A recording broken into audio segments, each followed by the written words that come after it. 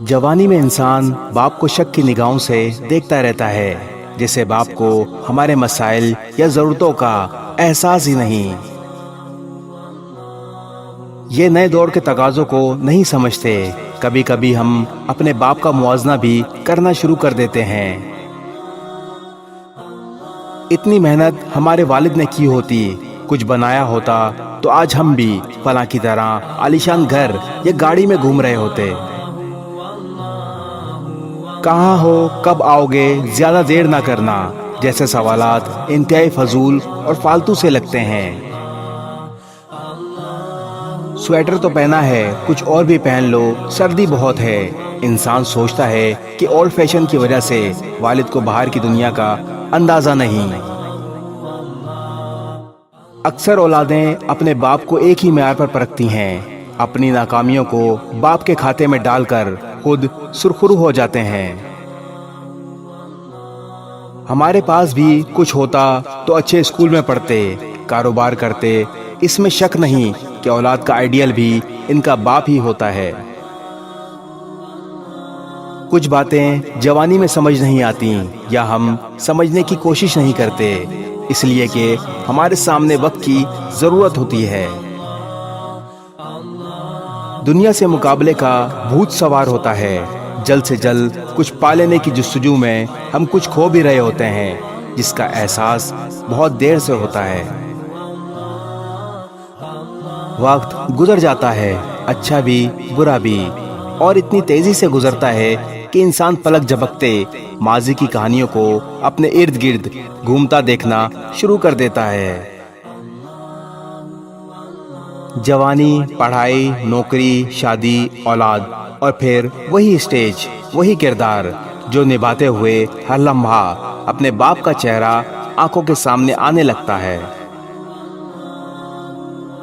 باپ کی ہر سوچ، احساس، فکر، پریشانی، شرمندگی اور اذیت کو ہم پر کھول کر رکھ دیتا ہے۔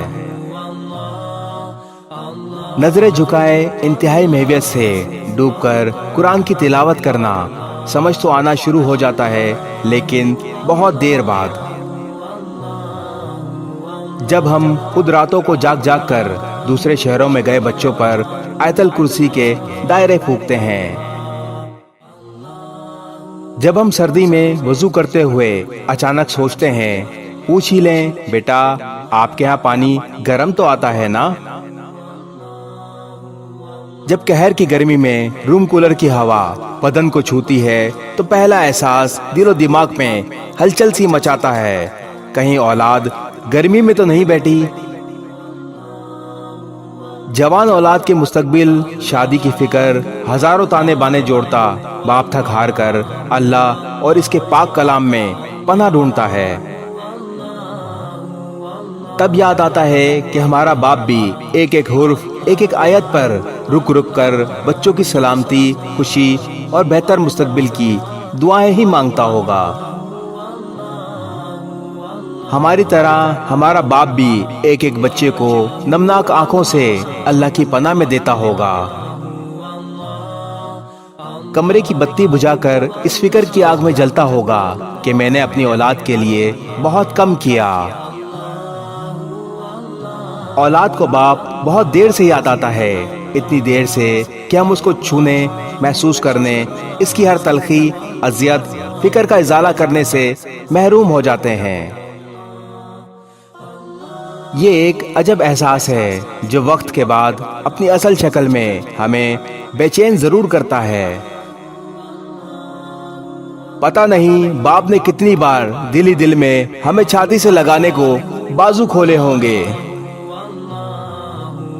پیار کے لیے اس کے ہونٹ تڑپے ہوں گے، ہماری بے باک جوانی نے اسے یہ موقع نہیں دیا۔